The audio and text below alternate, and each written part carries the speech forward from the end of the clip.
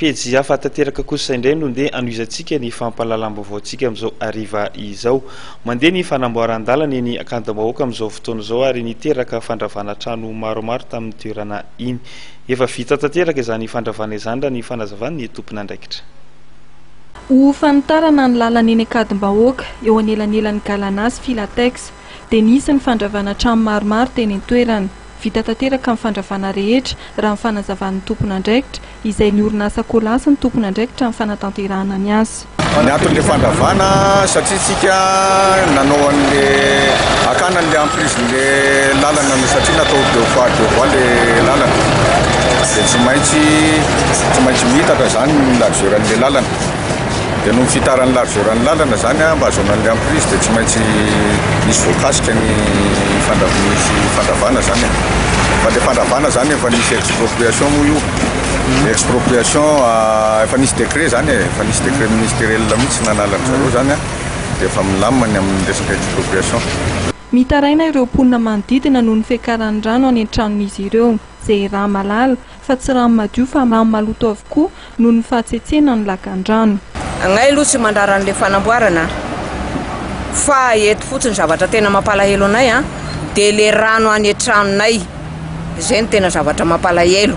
Sady ty rano eto aminay ty rano tsy mba miakatra zany io hatramin'izay 30 taona mipetrahanay teto tsy miakatra mihitsy io rano io hatramin'izay fa tamin'ity dia nahagaga mihitsy ny akaran'le rano satria ary ambony ery mandeha tsara nisy nanapona tany dia efa nasorona le trano dia ery ambany ery misy bizay izy amin'izao dia nitapenandry zareo ny eo ambavadalina nefa ny dalina ohatran'izany dia nitapenandry zareo ka zay zavatra mampalahelo anay fa ty daly ty tena tokisanay ty fa tsy miakatra misy ny rano amin'ity. Raha ny fanazavan'ny tompon'andraikitra dia tokony voavaatoato ny olana eo amin'izay fiakaran'ny rano eny toeran'izay satria misy ny fanadiovana lakan-drano tanterahan'izy ireo. Asa ataon'ny Kolasy zany amin'le izy dia manadio an'le canal alatsaka any ambanin'ny lalana zany sy any ambanin'ny trano sy any ambanin'ny tsena rehetra mialeto mandrapatonga ary amin'ny gastropisa dia kely zany be an'le ouverture le assainissement eo mety hoe ao amin'ny sasa mety 700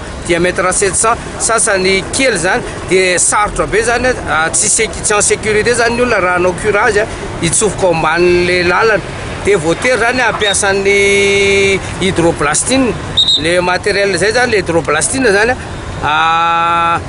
nettoyage par pression dia zay mampatonga anay mitondra le appareil ty anohana an'le curage satria zany alefa izy dia misy pression misy rano dia izy zany mandeha any à l'ancienne zany izy dia mihodikotina izy manadio an'le any anatiny any mandeha zany dia mivoaka zany dia trohana indray izy avy eo izy zany manala le maloto rehetrarehetra amin'ny paroi izay tsy tena tafahafahan'ny olona rehetra mihitsy. Raha ny lalana kosa no asiteny dia efa mpamintanterahana izany ny tompon'andraikitra amin'izao fotoana izao izay mampimemenina maro tokoa noho ny fitohanan'ny fifamoivoizana amin'ny lalana iny.